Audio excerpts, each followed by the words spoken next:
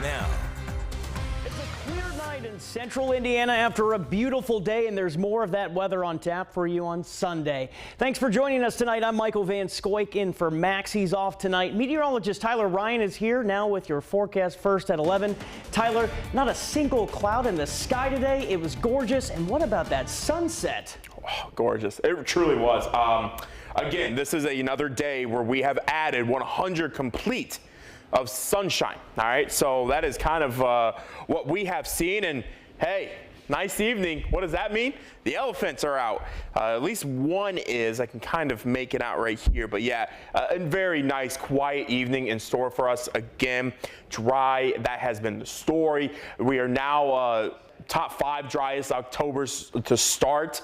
That has not been a good thing because how dry we have been not only through October but September. Now because of Helene, we saw some improvements, but really we have to go all the way back to like early August since we've seen substantial rainfall not from a tropical system. So it has been quite a while that we have seen substantial rainfall, at least even a little bit of rain not associated with a tropical, and honestly that's going to continue for the rest of our evening.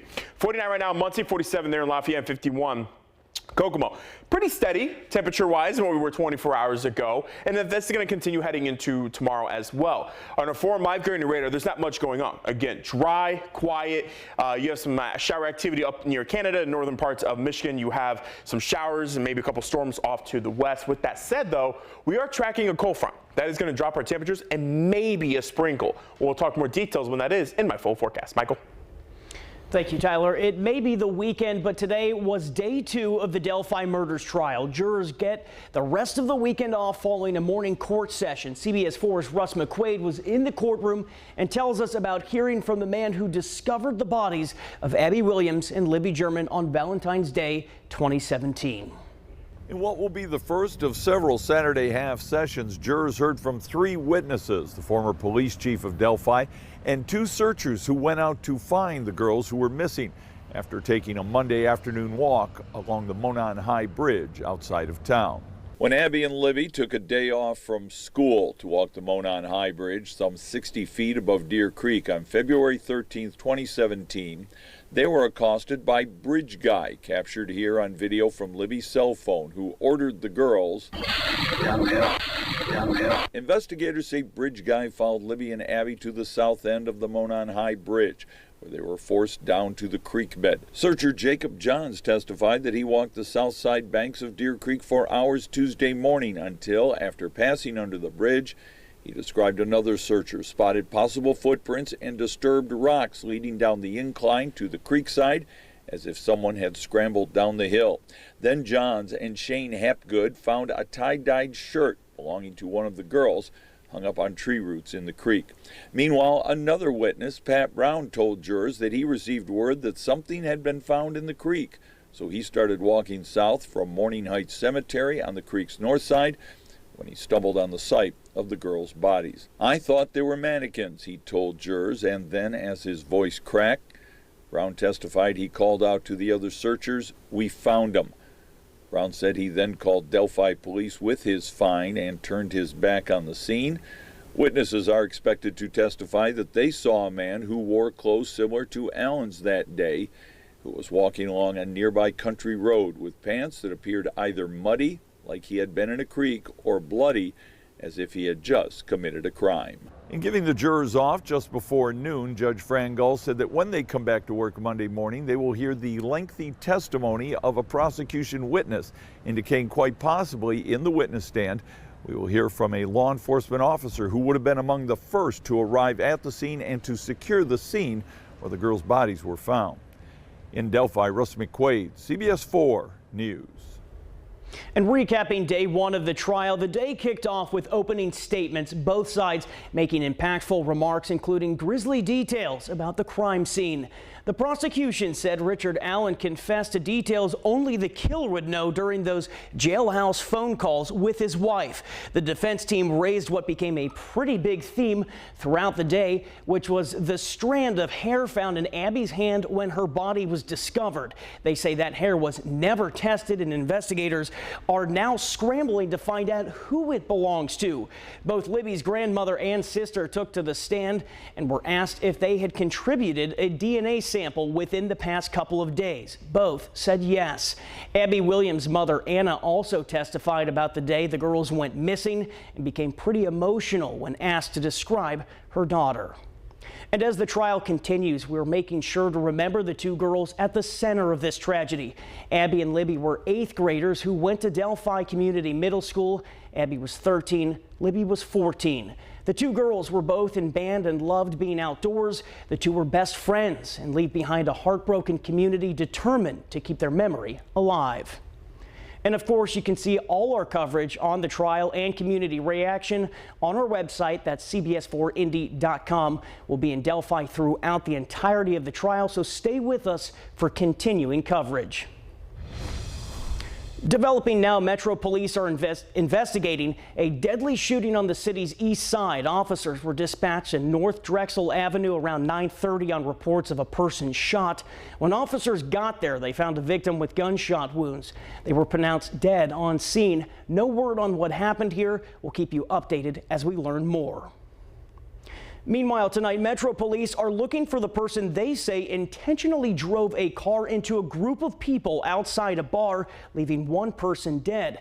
It happened around 12:30 this morning at the Checkered Flag Tavern on West Morris Street. When police got there, they found one man badly injured, and he later died at the hospital. After talking to witnesses, officers believe a fight started inside the bar, then spilled outside and continued.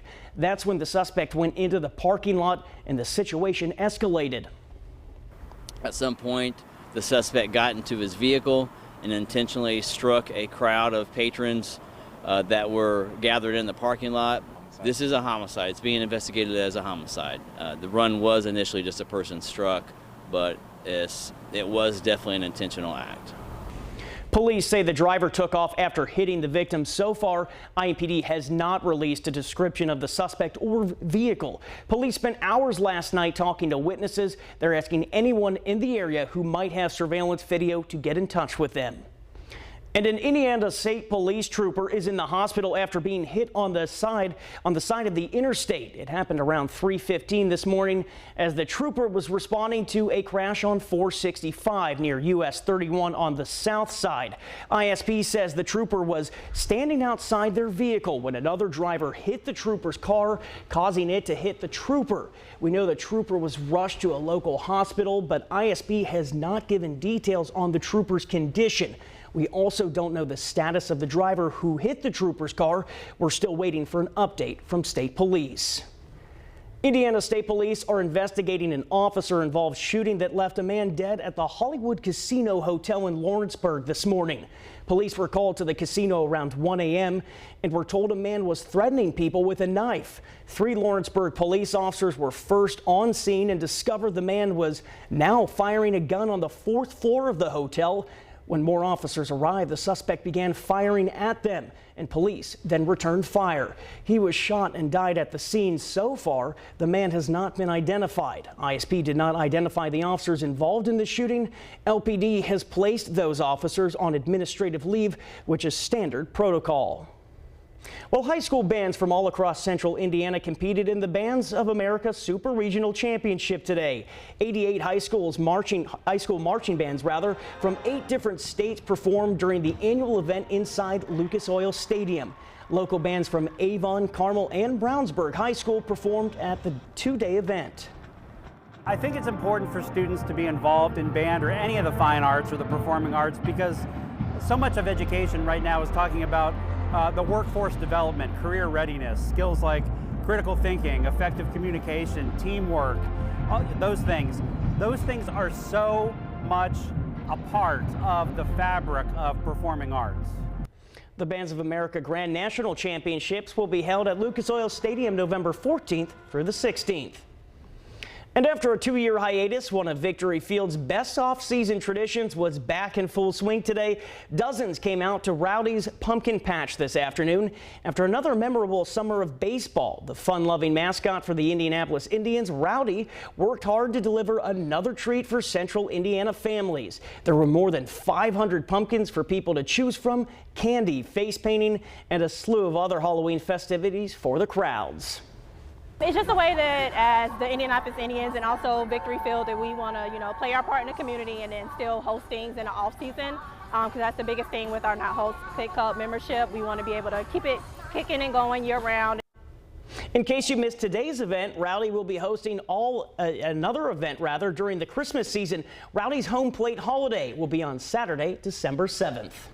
Man, that's so cute. And all the kids out there enjoying. Hopefully the weather holds on at least through October, and it's looking like it is so far. It's been very dry, but we have a rain chance finally to talk about. More details in my full forecast. And we'll be back in 90 seconds, so stay with us. When you aren't watching the Colts here on CBS4, you may be listening to play-by-play announcer Matt Taylor. What it takes him to prepare for game day. Plus, it's the spinoff Young Sheldon fans have been waiting for. I talk with the stars of Georgie and Mandy's first marriage. What does it mean to be weather rate certified? It means the weather that Central Indiana gets is the weather that we forecasted. And our forecasts are certified most accurate in the city. That's why you can trust the real leader, the Weather Authority. This is the price of making that much junk disappear. Believe it or not, we will happily make that monster pile of junk disappear for only this amount of money. All you have to do is Schoik. Call 1-800-GOT-JUNK. There are trucks, and then there's the GMC Sierra, available with the connected driving experience and the world's first 6-function multi-pro tailgate. GMC Sierra. It's the truck. Get 0% APR on select 2024 Sierra 1500 models. That's over $8,900 total value when you trade in an eligible vehicle. Plus, no monthly payments until next year. Don't blink because it'll be gone in a hurry. We're offering no interest until 2030 with 72 months, 0% APR. Get started today at westshorebath.com. Dolphins, Colts, Sunday. Welcome back. The November presidential election is a little more than 2 weeks away, and recent polls show the race remains very tight. This weekend, the candidates are keeping their eyes on the prize in battleground states with campaign events in Michigan, Georgia, and Pennsylvania. CBS's Weijia Zhang reports tonight. Tonight, Vice President Harris is relying on star power for a boost on the campaign trail, rallying with R&B singer Usher in Atlanta, Georgia, a state where early voting broke a record this week and continues to surge. I don't yet have enough data to tell you who's voting for who and or how they're leaning, but I think it's great that people are turning out. Harris started her day in another battleground state with another show of support from a celebrity musician. I voted early, and I voted for Kamala Harris. Lizzo. She's trying to shore up enthusiasm amid concerns that the Biden administration's policy on the war in Gaza could cost her votes. Michigan is home to the largest Arab American population in the country. Trump was there yesterday campaigning in Detroit. Kamala and the Democrats have been wreaking havoc on this place, where he unleashed a slew of personal jabs. She's a loser. She didn't pass her bar exam. She's not a smart person. She's not a person that should represent our country. Harris is sharpening her attack against Trump, too. He's becoming increasingly unstable and unhinged. It's a message high-profile surrogates are spreading. You would be worried if your grandpa was acting like this. No, I'm not joking. That was former President Barack Obama with the bite. But on the other side, billionaire Elon Musk is bringing in the cash. His PAC has already spent at least $108 million supporting Trump so far. Weijia Zhang, CBS News, Atlanta. All right, Tyler, Last Saturday, when I told you I like those cool temperatures, Yeah. you may have taken it a little too literally, because this week it caught me by surprise. It was actually kind of chilly, but I see we could get up into the 70s this week, so that's nice. And these clear skies, though, have been just beautiful. Baby, it's cold outside. We're not ready for Christmas music. Not ready for the holiday music yet. I'm with you, man. I just want to get through Thanksgiving. All right, I want to hold on to these 50s and 60s. It's 70s much longer. I'm not ready for snow. I'm a big